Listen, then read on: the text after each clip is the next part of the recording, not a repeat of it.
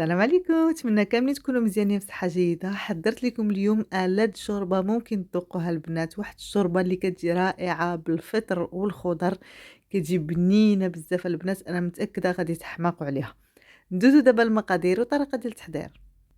غادي نحتاج واحد الطنجرة اللي غادي ندير فيها شوية ديال الزبدة، غنخليها حتى تذوب. غادي نزيد عليها واحد شوية نتاع الزيت، واحد المعلقة كبيرة، وغادي نخليهم يذوبوا مع بعضياتهم.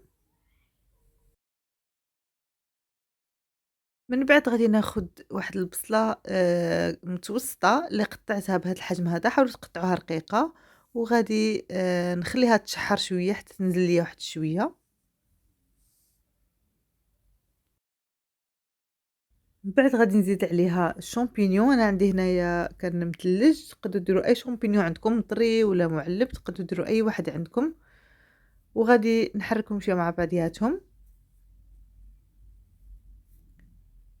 ومن بعد غادي نزيد المكونات الاخرى.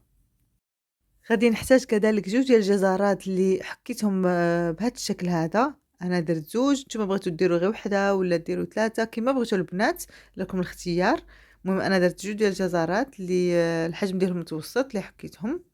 من بعد البنات غادي نحتاج تومه بودره او تومه طريه كما بغيتو اللي عندكم. وغادي نحتاج كذلك شويه ديال الملحه، وغادي نخلطهم مزيان مع بعضياتهم. من بعد غادي نزيد شويه ديال الربيع، شويه قزبر ومعدنوس، واحد شويه. غادي ندير واحد الكاس ديال الماء. من بعد عاد غنزيد ندير الماء. دابا درت هاد الكاس باش هكا ما يتحرقش ليا المكونات ديالي. من بعد البنات المكون اللي غنحتاجو كذلك هو الشوفان.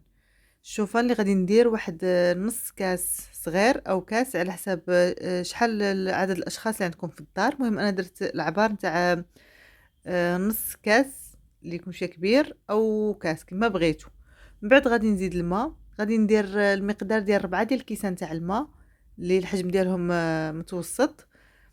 ومهم خصو يكون يكونوا المكونات كاملين في وسط الماء، يعني ما يكونش شارب. بعد غادي نسد عليه يطيب، نحسب ليه ديك ربع ساعه 20 دقيقه بحال هكا. من بعد ما طاب ليا القوام ديال البنات، دابا غادي ناخد كريمه ديال الطبخ اللي غادي نزيد في هاد الخليط ديالي.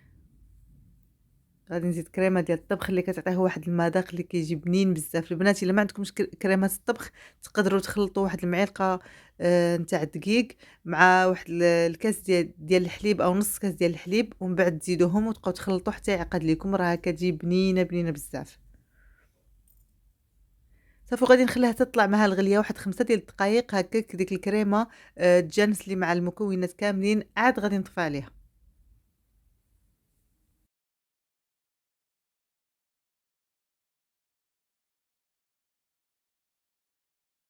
حتى كتعقد وكتولي لي بهذا الشكل هكا بحال هكا. راه كتجي بنينه بنينه بزاف البنات.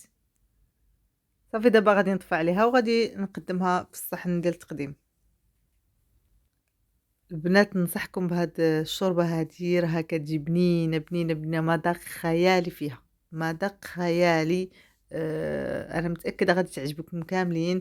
ونتمنى تكون عجبتكم الوصفه نتاع اليوم والفيديو نتاع اليوم. ولا عجبكم ما تنساوش تشجعوني باللايكات ديالكم والتعاليق ديالكم الجميله، وشاركوها مع الاصدقاء ديالكم والاحباب ديالكم. وشكرا، والى فيديو قادم ان شاء الله. مع السلامه.